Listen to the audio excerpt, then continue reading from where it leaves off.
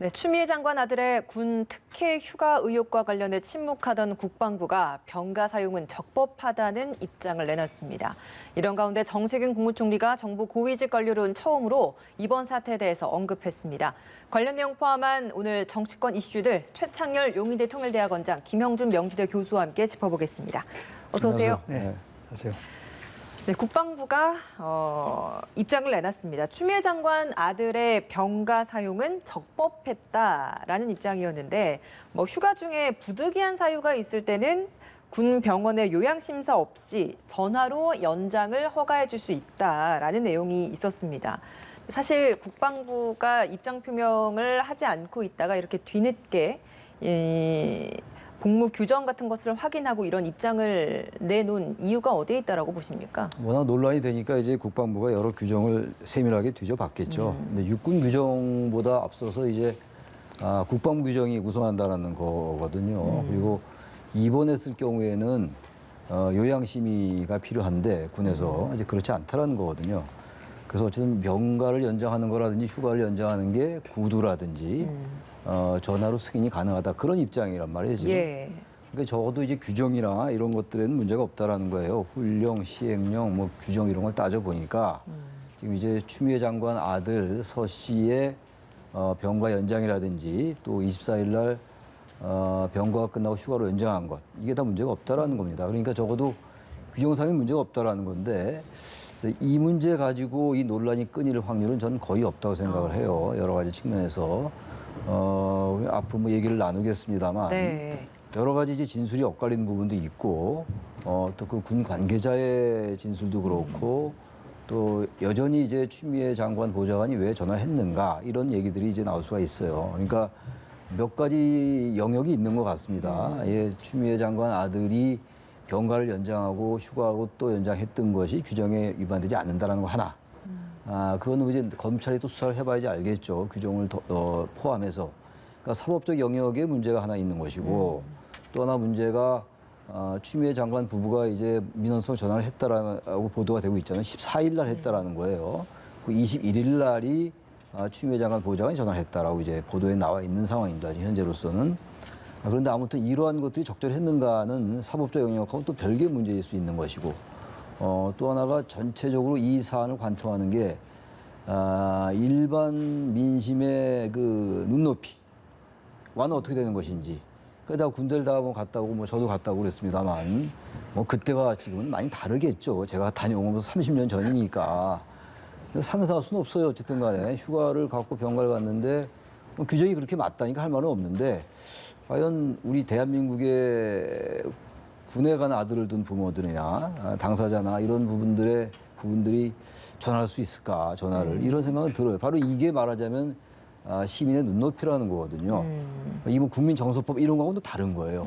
이거는 그러니까 검찰에서 수사로 밝혀질 부분들이 있는 것이고 예. 국방부가 규정상 문제가 없다는 부분은 여전히 하나 있고 그럼에도 불구하고 이게 전체적으로 공정이라든지 불공정 이슈와 어떻게 관련되는 것인지 굉장히 다단한 문제이기 때문에 국방부가 규정상 문제가 없다 해서 이 논란이 가라앉을 가능성은 대단히 낮다. 이게 저의 개인적인 생각입니다. 예. 뭐 논란은 그렇게 뭐 복잡한 건 아니라고 저는 봅니다. 몇 가지 핵심적인 부분에 대해서만 지구적하면 되는데요. 국방부의 이 발표 내용이나 실질적으로 보면 그 시점도 좀 부족한 면은 분명히 있습니다. 굉장히 오랜 시간이 지났는데 이제 발표를 했는데요. 아주 거두절미하고 국방부가 얘기한 식으로 병가 사용이 적법이라고 한다면 네. 그러면 제가 몇 가지 의문을 제기를 한 거예요. 그러면은 당직 사병이 서 씨에게 전화를 할 이유가 없죠. 적법적으로 이루어졌는데 왜 그 당직 사병이 전화를 합니까? 왜 귀가하지 않았냐고. 두 번째는 이게 적법적으로 이루어졌다고 한다면 상급부대 장교가 와가지고 이거는 합법적이다라는 얘기를 그렇게 할 이유가 없잖아요. 그리고 마지막으로 중요한 거는 뭐냐면 행정 절차상에 아무런 문제가 없다고 한다면 왜 병원 진단서라든지 군의관 소견서라든지 아니면 더 중요한 휴가 명령서는 왜 없냐. 이 부분에 대해서도 같이 얘기를 했었어야죠. 이게 가능한 거냐 가능하지 않은 거냐. 단지 지금 얘기하는 훈령이 있고 규정이 있어요. 훈령은 뭐냐면 입원하지 않은 경우에는 우리가 얘기하는 시비 안 할 수도 있다. 그리고 또 규정에는 뭐라고 돼 있냐면 부득이한 상황 경우에는 전화를 할 수 있다. 맞습니다. 그런데 문제는 서 씨라는 분이 누구한테 전화를 했죠? 그러니까 2차 휴가가 끝나고 나서 개인 휴가를 할 때 그 전화를 누구한테 했냐면 자기의 직계상가한테 한 것이 아니라 전혀 다른 쪽에 전화를 했단 말이죠. 이게 누가 보더라도 이해하기 어려운 부분들이 있단 말이에요. 그런 것들에 대한 것들도 같이 국방부가 종합적으로 검토를 해야지 그냥 단순하게 이건 몇 가지 사실을 얘기를 해놓고 문제가 되는 아까 얘기하는 여러 가지 서류가 없다는 거는 행정 절차상의 오류다. 그러한 정부가 어디 있어요. 그러니까 당연한 것은 군인이 어떠한 신체적으로 어려움이 있고 뭐 필요하다면은 치유를 받아야 되지만 그것이 한쪽만 보면은 그건 전체를 잃어버릴 수가 있는 부분 속에서 이번 국방부 발표는 종합적 판단 능력을 상실했다. 그런 면에서 볼 때 좀 더 구체적으로 우리가 제기하는 문제에 대해서 더 상세하게 설명을 할 필요가 있지 않을까라는 생각을 좀 합니다. 예, 그러니까 두 분 다 국방부의 이번 설명으로는 의혹 해소는 되게 어렵다, 부족하다라는 입장을 말씀해주고 계신데 국민의힘 법사위원들은 기자회견까지 열었습니다. 그러면서 자료 유출의 의혹이 있다라는 이야기를 하고 있어요.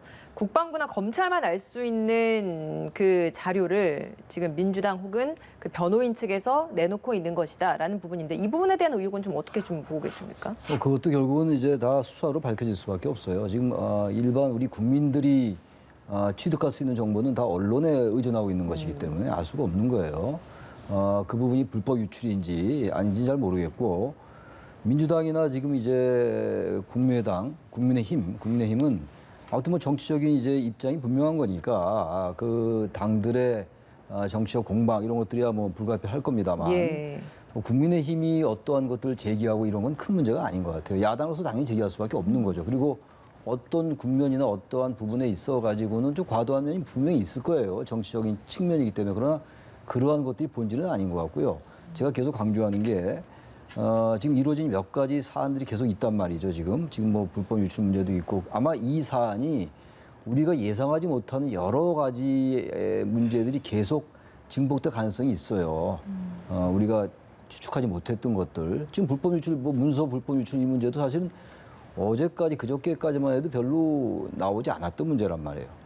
또 국방부 문건이 공개된 것도 그렇고, 그러니까 추미애 장관 부부 중에서 어느 분이 이제 민원을 했다. 그게 이제 나중에 이 사건이 터진 다음에 작성한 것으로 보이는 그 문건이 또 공개되고 그랬단 말이죠. 그러니까 여러 가지 사안들이 계속 나올 거예요. 저런 부분들처럼. 근데 어쨌든 분명한 거는 이 사안을 가장 잘 알고 있는 분이 전 추미애 장관 본인일 것 같습니다. 근데 추미애 장관께서는 어쨌든 소설 쓰시네 이거야 뭐 그 당시 한 얘기니까 이제 그만 얘기하더라도 지시한 적이 없다라고 말씀하셨단 말이죠. 그러나 우리 일반적인 보편적인 차원에서 본다면 지시하지 않은 걸 과연 보좌관이 전환했을까라는 의구심은 있는 거예요. 의구심입니다. 우리가 흔히들 말하는 그 합리적 의심이라고 할까 뭐 이런 것들이란 말이에요. 그 자체가 무슨 뭐 범법행위다라고 얘기하는 게 아니에요 지금.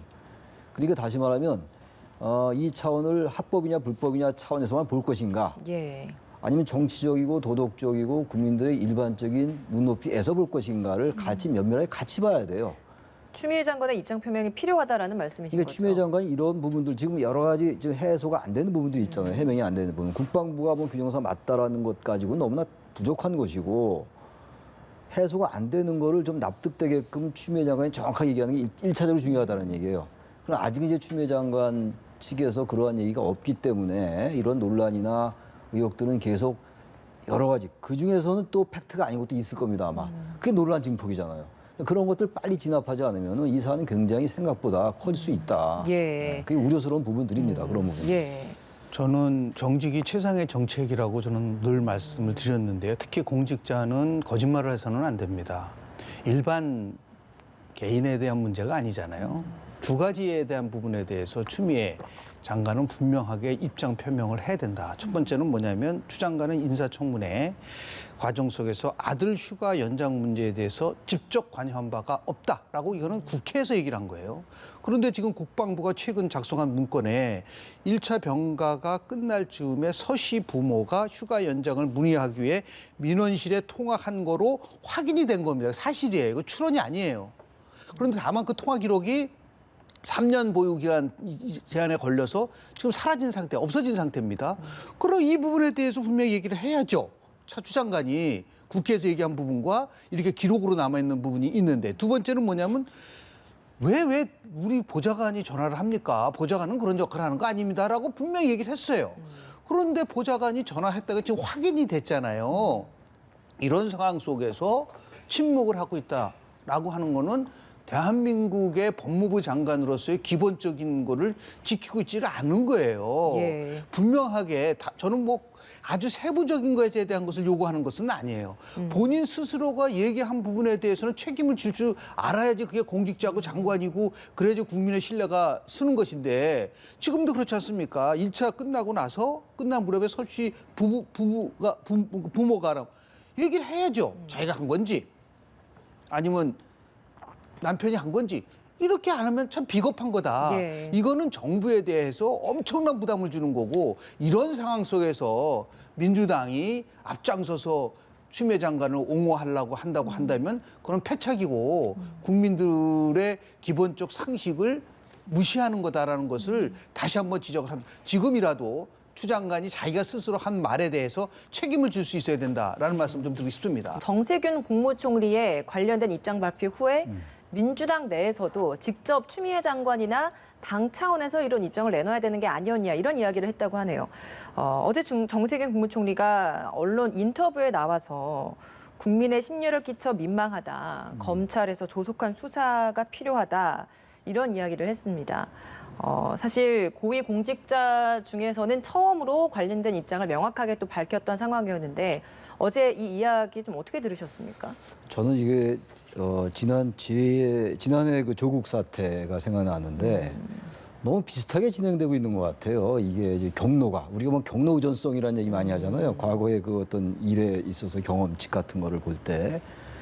아무튼 정세균 총리가 이 사안에 대해서 민망하다. 이게 유감을 표명한 거거든요. 근데 이 부분은 뭐 아까 서 기자도 얘기를 하고 다들 얘기하는 겁니다만 적어도 민주당 내에서는 이런 얘기가 좀 나와야 돼요. 사실관계 규명은 규명이고 진행이 될 것이고 사실 검찰 수사가 대단히 지연된 면이 있어요. 그것도 사실 좀 미심쩍긴 해요. 그거 사실 정확하게만 핀셋처럼 본다면 진술 같은 거 딱 맞춰보고 한다면 이게 그렇게 엄청나게 복잡한 사안이 아니거든요. 뭐 부패하고 뇌물 이런 게 아니란 말이에요, 이게. 근데도 검찰이 너무 수사가 지연됐고 뭐 그건 하나 또 있는 건데 아무튼 지금 민주당에서 나오는 얘기는 너무 두둔 일색이에요. 제가 항상 얘기하는 게 확률이라는 게 있는 것이고 어느 하나의 집단이나 조직은 의견이 다르는 게 정상이에요. 모든 집단의 모든 구성원 의견이 똑같다. 그건 불가능한 얘기예요. 가족 간에도 어떠한 특정 이슈가 발생했을 때 의견이 달라지는 거 아니에요. 부모 자식 관계도 그렇고 부부 관계도 그렇고. 근데 하물며 170명 되는 정당에서 물론 여러분들이 말씀을 안 하고 속으로 생각하는 분들이 많겠지만 적어도 지금 드러나는 여러 가지 의견 표명하는 의원들의 얘기는 하나같이 완벽하게 문제 없다는 거 아닙니까? 문제 없는데 왜 이렇게 논란이 되죠? 문제 없는데 왜 대한민국에서 이게 지금 며칠째 계속 되냐고요. 아무리 야당이 제가 뭐 야당 두둔한 사람이 아니잖아요. 아시다시피. 야당이 아무리 정치 공세 한다 하더라도 이렇게 논란이 증폭되는 것은 뭔가 문제가 있다는 것을 반증할 수 있어요. 이거는. 근데 민주당에서 아무 문제 없다. 그런 의미에서 정세균 총리가 문제가 있다라는 식의 취지를 얘기한 건 의미가 있는 거예요. 이낙연 대표도 그런 얘기 했잖아요. 국민께 오해를 사거나 걱정을 드리는 언론을 하지 않도록 조심해라. 이게 뭐냐면요. 제가 여기서 다 의원들 얘기는 안 하겠는데 저의 상식은 이해가 안 가는 얘기가 너무 많아요. 어떤 의원은 뭐 김치찌개를 시켰는데 그게 늦게 넘은 그 빨리 재촉하는 게 청탁의 민원이요. 이게 말이 되는 비유냐고요, 도대체. 그리고 또 어느 의원은 그 젊은 의원인데 저도 개인적으로 다 아는 의원이에요. 예. 아니 부모 자식 관계 끊으란 말이에요. 이걸 말이라고 합니까 지금? 아니 도대체 저는 이해가 안 가요. 이게 어떻게 부모 자식 끊으라고 누가 그랬어요? 무슨 과거에 노무현 대통령께서 저기 무슨 뭐 이제 이념 문제 제기돼가지고 뭐 저기 처자식 관계 끊으라는 얘기냐 뭐 그 얘기를 뭐 차용했는지 모르겠는데 너무 이해가 안 가는 게 너무 많아요. 이거 왜 이런 얘기들 합니까? 가만히 계시던가들. 예. 민주당 좀 이상해요. 이런 부분 대하는 게. 정말 그렇게 생각한다면은 정말 좀 납득이 안 가고 단지 민주당 내에 그런 분위기가 그렇다라면은 빨리 고쳐야죠. 지금 조국 윤미향 사건부터 해가지고 여기까지 제가 보니까 7일, 8일, 9일 기준으로 리얼미터 조사한 게 있더라고요. 지지율 떨어졌어요. 왜 떨어집니까? 알겠습니다. 민심의 흐름을 항상 쫓아야 돼요. 정치라는 것은 그게 정치입니다. 네, 여론조사 관련된 이야기는 좀 뒤에 더 자세히 좀 해보도록 하고 어쨌든 민주당 차원에서 명확한 어떤 입장 표명이 없고 계속해서 옹호하고 엄호하는 표현만 나오는 데 있어서 정세균 국무총리의 어제 그 인터뷰 내용은 이 사태 수습에 있어서 좀 적절했다라는 네. 입장이라는 거죠. 우리 헌법을 보면은요, 국무총리는 대통령을 보좌하며 국정 전반에 대해서 통솔하게끔 돼 있습니다. 법무부 장관은 국무총리 하에 있는 거예요. 그런 의미에서 정 총리가 얘기한 내용 중에서 두 가지가 굉장히 의미가 있다고 봅니다. 첫 번째는 뭐냐면 국무위원 자녀 문제로 특정한 그런 얘기는 하지 않았지만 자녀 문제로 국민에게 심려를 끼쳐서 민망하다. 이 민망이라는 단어를 한번 보세요. 지금 민주당이 얘기한 것처럼 다 가짜 뉴스면은 총리가 나와서 왜 민망하다는 말을 할까요? 그렇지 않잖아요. 두 번째는 뭐냐면 국민 생각이 중요하다라는 얘기를 하셨어요. 자, 그렇다면 정 총리의 발언의 함축성은 뭐냐면 빨리 추미애 장관이 입장을 표명하라는 거예요. 그게 핵심입니다. 그러면 어떻게 해야 되느냐? 지금 추미애 장관의 입장에서 봤을 때 그렇게 이게 굉장히 잘못된 것이고 오해가 있고 그렇다고 한다면 저라면 이렇게 해야 될 거라고 봐요. 나와 관련된 부분들, 법무부 장관인 관련된 사건이라고 한다면 스스로 검찰총장한테 얘기해서 특임 검사를 받겠다. 본인은 뭐 수사 과정에 대해서 일체 보고를 받지 않겠다. 그거는 본인 영역 바깥이에요. 특임 검사를 통해서 철저하게 조사를 하고 거기서 문제가 발생이 되면 책임지겠다. 이렇게 정도는 얘기를 해줘야 된다는 거죠. 그렇게 하지 않고 지금 침묵으로 일관하고 있거든요. 제가 아까 모두에 얘기했었던 부분에 대해서도 아무 얘기도 안 하고. 그런 와중 속에서 지금 더불어민주당은 176석을 갖고 있는 이 정당에서 최고위원이라는 사람이 말하는 내용을 보면 저건 집권당이 아니다. 그건 정당이 아니다. 아니 모든 게 가짜 뉴스라고 하면은 지금 우리 방송을 포함해서 저도 가짜 뉴스에 덩달아서 춤을 추고 있는 건가요? 그런 말도 안 되는 발언을 하니까 예를 들어서 지금 이낙연 대표도 발언에 있어서 신중하라고 얘기를 하고 있는 거 아니겠습니까? 그래서 오히려 촉구를 해야 돼요. 더불어민주당이 집권당으로서의 위상을 갖추려고 한다면 지난 조국 사태 때 얻은 교훈이 있잖아요. 네. 그때 일방적으로 옹호하다가 결국은 큰 위기를 맞이한 거와 마찬가지로 이 문제와 그래서 두 번째는 뭐냐면 이낙연 대표도 이 부분에 대해서 이제는 입장 표명을 해야 된다. 당 대표로서 이 부분에 대해서 아무런 얘기를 하고 있지도 않는다는 거는 제가 볼 때는 신임 대표로서 갖고 있는 위상이나 앞으로 향후 대권과 관련된 문제와 관련돼서도 분명하게 예를 들어서 일체 얘기를 하지 말라든지 추장관보로 입장을 표명하라든지 이런 부분 속에서 네. 얘기를 하고 그것을 토대로 해서 여야 협치를 할 수 있는 거를 발판을 마련해야 되지 않겠는가. 이 문제는 그냥 접어두고 여당이 야당한테 무조건 협치하자. 협치가 이루어질 수 있겠습니까? 그러니까 하나씩. 그래서 정직이 최상의 정책이다라는 것을 다시 한번 말씀을 좀 드립니다. 그 어제 좀 다른 얘기, 비슷한 얘기인데 좀 격가지 얘기일 수 있습니다. 제가 느낀 이제 소회는 어떻게 집권당에 의인이 없는가, 정의로움이 왜 이렇게 없는가라는 생각에. 전 뭐 추미애 장관이 잘했다 잘못했다 다 떠나서 제로베이스에 있어서 볼 때 좀 뭔가 지금 당당하고 정의롭게 말이죠. 그리고 아직 선거도 많이 남았잖아요, 이제. 공천하고 관계 없는 거 아니에요? 그건 적어도 몇 분은 그런 분들 몇 명 계셨는데 그분이 떨어졌는지 모르겠는데 뭐 계시더라도 자꾸만 이제 뭐 징글받고 그래서 그런지 모르겠지만 뭔가 정의까지는 안 가더라도 의인도 너무 거창한가요? 그런 분이 너무 안 보여요. 대한민국의 이 정말 세계 10위권의 경제 대국이란 이 대한민국을 책임지고 있는 집권 세력인데 왜 그런 분이 안 보일까라는 철학적이고 도덕적인 그런 회의가 들더라고요, 진짜. 알겠습니다. 개인적인 소회입니다, 이거. 소신을 드러내는 의원이 보이지 않는 점에 대한 아쉬움을 좀 말씀해 추가 주셨어요. 말씀을 좀 드리면 이제 주말이잖아요.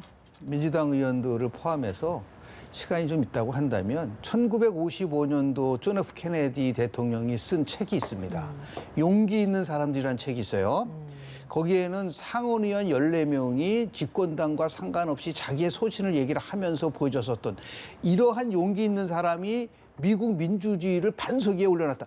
말로만 민주주의 떠들지 말고 도대체 무엇이 용기 있는지에 대해서 좀 성찰하는 한 주가 됐으면 좋겠다. 그리고 다음 주에 나올 때는 저는 국민의 상식과는 벗어난 말은 제발 하지 않았으면 좋겠다라는 말씀 좀 드리고 싶습니다. 관련해서 당 차원의 태도 변화를 말씀해 주셨으니까 여론조사를 또 바로 좀 질문을 드려볼게요. 최근에 좀 회복세를 좀 보였었는데 지금 또 여론조사 결과를 보면 2주 연속 좀 동반 하락하고 있는 모습을 나타내고 있습니다. 여론조사 좀 어떻게 좀 해석을 하고 계신가요? 실질적으로 보면은 뭐 오늘 나온 갤럽과 어제 나온 리얼미터는 조금 차이가 좀 있어요. 근데 그 리얼미터 조사에 의하면은 대통령 지지가 추락하고 있는 거로 보여주는데 핵심은 뭐냐면 말이죠. 지금 이제 부정이 거의 이제 50%에 육박하고 있는데 제가 관심 있는 거는 어느 주에서 이렇게 무너지고 있는가 봤는데 제가 이 조사를 보고 진짜 깜짝 놀랐어요. 리얼미터 조사에 의하면 20대의 대통령 긍정이 33.3인데 부정이 55.6이에요. 20대에서 20%포인트 이상 차이가 나고 있다는 거. 학생 같은 경우에는요. 긍정이 29.1인데 부정이 무려 60.4%입니다. 이 얘기는 뭐냐면 20대 학생들이 현재 일어나고 있는 추미애 장관 아들 문제와 관련돼서 이거는 도저히 받아들일 수 없다. 다시 얘기해서 공정하지 않다라는 것을 보여주는 겁니다. 이 정부가 추구하는 핵심적 가치가 공정과 정의인데 그래서 반대적인 상황이 일어나고 있고 조국 사태와 최근에 있는 우리 추미애 장관 아들 특혜 의혹과 관련돼서는요. 내용은 다르지만 구조는 거의 같다. 그러니까 부모가 어떠한 외압을 통해서 또는 특혜를 통해서 자식들에게 좋은 그러한 거를 만들어줬다는 데 대해서 젊은 세대가 지금 굉장히 분노하고 있다는 부분들. 이런 거를 간과해서는 안 되고요. 더 나아가서 그러면 이게 진영의 논리에서 빠지는 것은 만약에 아니냐라고 한다고 한다면 중도에서도요. 지금 긍정평가는 39.0밖에 안 되는데 부정이 57.8%예요. 그러니까 이게 지금 중도층에서도 이렇게 많이 차이가 났다는 얘기는 이걸 단순하게 집권 여당이 얘기하는 정치 공세다라고 하는 거는 잘못된 것이다라는 것이 이거 여론조사 결과에 반영된 것이 아닌가라는 생각을 합니다. 예. 교수님도 좀 분석해 주시죠. 저도 아까 지금 말씀하신 리얼미터 조사를 말씀드린 건데 너무 많이 떨어졌어요. 지금 20대가 5.7%포인트 떨어지고 50대도 4.1%포인트 하락했어요. 학생은 아까 말씀하신 것처럼 10.6%포인트. 그러니까 이거는요. 추 장관 아들 논란이 굉장한 직접적인 영향을 미쳤다고 볼 수밖에 없어요. 지금 다른 것들에 대해서는 지금 뭐 민주당이 크게 잘못한 게 없거든요. 근데 이 부분은 지금 국민들이 굉장히 예민하게 보고 있다는 거거든요. 정당 지지도 민주당이 4.1%포인트 하락했거든요. 오히려 국민의힘이 올랐습니다. 1.8%포인트가. 네. 그러니까 이건 뭐냐면은 국민들은 어쨌든 간에 아무리 국방부가 규정에 문제가 없고 민주당 의원들이 뭐 문제가 없다. 뭐 한 주가 지나면 나아질 것이다. 뭐 그런 얘기 또 원내대변인이 했더라고요. 근데 이분들이 도대체 이러한 여론조사는 어떻게 보고 있는 것인지 이것도 도대체 생각을 안 하는 것인지 그러니까 정치라는 거는 민심에 부응하고 조응하는 게 정치예요. 그게 아니고 오로지 어떤 법률적인 것만 따지는 건 사법인 것이고 국민들의 민심 여론에 의해서 움직이는 게 민주주의 아닙니까? 그렇다면 이게 대다수의 국민들이 다는 아니라 하더라도 국민의 눈높이라는 게 있는 거잖아요. 일반적으로 시민들이 그러니까 일반 국민들의 평균을 넘어서면 안 돼요 원래. 네. 시민들이 볼 때 아들을 군대 보낸 분들이 전화 이렇게 걸 수 있을까요? 규정이 아무리 있다 하더라도 저는 그거 그렇지 않다고 봅니다. 알겠습니다. 어제 정세균 총리가 그 인터뷰 중에서 했던 표현 중에 하나가 검찰이 수사를 일단 하는 것이 우선인데 만약 수사를 하지 않고 있다면 다른 방법으로 상황을 정리할 수도 있다라는 이야기를 했어요. 그래서 다른 방법이 뭐냐 했더니 그게 정치적인 선택이란 또 이야기를 하더라고요. 어떤 표현이라고 어떤 의미라고 저는 그 부분은 조금 오해 여지가 좀 있어요. 왜냐하면 지금 검찰이 수사하고 있는데 검찰이 수사하지 않는다면 다른 정치적인 걸 가야 되겠다. 역으로 얘기하신 것 같아요. 예를 들어서 먼저 빨리 검찰이 수사 결과를 발표하고 그리고 그 부분에 대해서 미진한 것이 있다든지 아니면 정말 객관적인 사실이 밝혀진다면 그때는 정치적 판단을 할 수밖에 없는 거 아니냐라고 하는 것을 우회적으로 표현한 거 아닌가 좀 생각이 좀 합니다. 네. 그래서 당장 무슨 뭐 사퇴시키겠다, 아니다 그런 얘기는 아니고요. 예. 그러니까 두 가지 함의를 갖고 있죠. 빨리 검찰이 신속하게 발표를 하고 그 결과에 따라서는 책임질 수 있는 거는 책임지게 하겠다라는 것을 내포하고 있는 것은 그런 의미에서 저는 적절하게 이 상황에 대한 파악을 하고 있는 거라고 보고요. 이제 모든 짐은 빨리 추미애 장관이 결정을 내려야 된다라는 얘기를 하고요. 조금 전에 조사 결과 한 번 더 말씀을 좀 드리면요. 예. 민주당이 얼마나 위기냐면 광화문 집회 이후에 10%포인트 차이로 넓어졌잖아요. 근데 지금은 0.9%포인트 차로 좁혀졌는데 문제는 서울 20대 중도에서요. 민주당 지지도가 국민의힘보다 뒤지고 있다. 이걸 절대로 간과해서는 안 된다. 그러니까 20대 수도권 중도에서 집권당이 야당한테 밀리고 있는 그 이유는 딱 하나입니다. 이와 같이 정직하지 못한, 다시 얘기해서 정의와 공정이 무너지고 있다는 것에 대한 것을 지금 국민들은 보고 이걸 방치해 두면요 아마 더 추락할 겁니다. 그래서 빨리 신속하게 이 부분을 이낙연 대표께서 결정을 내려야 될 거라고 저는 봅니다. 그 중도층에서의 표심을 가져오기 위해서 또 국민의힘에서는 또 움직이고 있는 것 같거든요. 그러니까 광화문 집회 때 한번 지지율이 조금 반등하다가 추락했던 경험을 또 반면 교사 삼은 건지 이번에 개천절 집회와 관련해서는 아예 집회를 자제해라라고 하면서 선제적으로 이런 입장 표명을 내놨더라고요. 이런 입장은 좀 어떻게 좀 해서 당연한 거죠. 지금 뭐 광화문 집회에 그 확진자가 많이 나온 게 사실이잖아요. 또 뭐 그쪽에 참여한 분들은 참가한 분들은 뭐 그게 아니라고 또 얘기하고 있습니다만 사랑제일교회에서 많이 나왔잖아요. 어쨌든 간에 물론 다른 데서도 많이 나왔어요. 그러나 예. 그런 다른 지역에서 많이 감염된 것에 더해서 그 광화문 집회가 상당히 거기 그 플러스적인 요인을 가져다 준 건 사실이거든요. 그리고 거기서 또 외치는 여러 가지 극우적인 그러한 주장들. 그래서 국민의힘이 정말 국민들에게 지지를 받으려면, 국민의 힘을 믿으려면, 국민의힘이 국민의힘을 믿으려면 말이죠. 이런 이번에 개천절 집회 상상할 수 없어요. 저는 지금 어떻게 그 얘기를 또 하냐고요 지금. 알겠습니다. 광화문 집회도 그 난리가 났는데 또 개천절 집회 10월 3일 날 또 모이겠다. 또 한글날도 모이겠다 그런 얘기도 봤는데 그건 국민의힘이 더 강한 어조로 절대 그러면 안 된다. 우리는 완전히 결별한다는 얘기를 해야 돼요. 근데 뭐 얘기 보니까 또 개천절 집회를 3.1조라고 얘기를 하고 그것도 약간 이상해요. 그 얘기 못 들어합니까? 정확하게 하지 말아라고 얘기하고 말아야죠.